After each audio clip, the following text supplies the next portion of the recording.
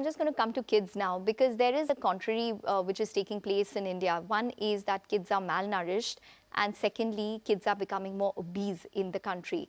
First, let's start with malnourishment. How would you define malnourishment in a child?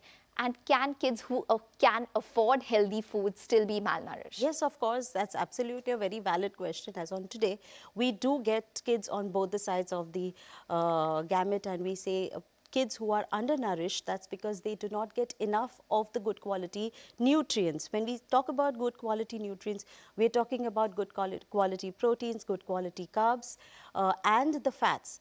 Whilst when we talk about obesity and malnourishment of children who can afford to eat, what they lack in their diet is in nutrients such as fiber, good quality carbohydrates, proteins, as well as good quality fats. What they excessively have is excessive amount of processed food, which is high in sugars and fats, and the eating pattern.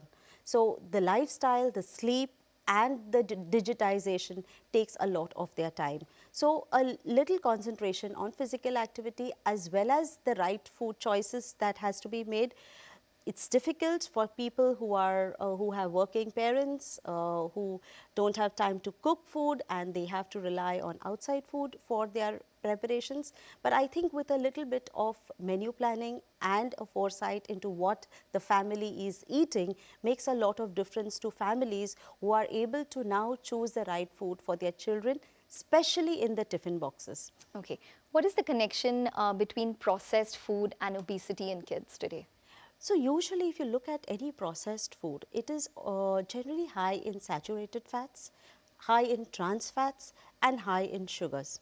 And most of the foods that are processed, which is available outside, are a combination of the fat and the sugar. And these processed foods lack fiber. So they have very little nutrition value in terms of vitamins, minerals, and the phytonutrients, which is the fiber and the proteins. So the combination of, even if you look at a protein food that is available outside, it is always combined with a fat.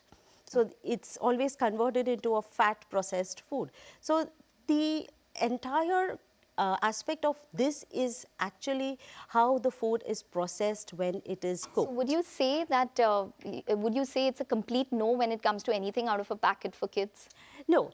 It's not a complete no. It's very important that even the packet foods have to be read for their labeling, to see how much of sodium is there inside it, to see what are the ingredients that you are feeding your child. So all packets food may be convenience foods.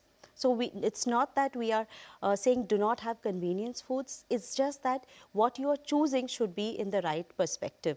So when you are choosing a convenience food which may be in a packet, but it has got sufficient amount of fiber, it may also be fortified, it may have reduced sodium. So those kind of foods can be chosen for a child. But all I'm trying to say is that whenever you are offering food for the child, remember that there is certain kind of training that you are also giving to your child and imparting your child at that moment. So if you are trying to do food from the packet, you have to be able to distinguish between two foods.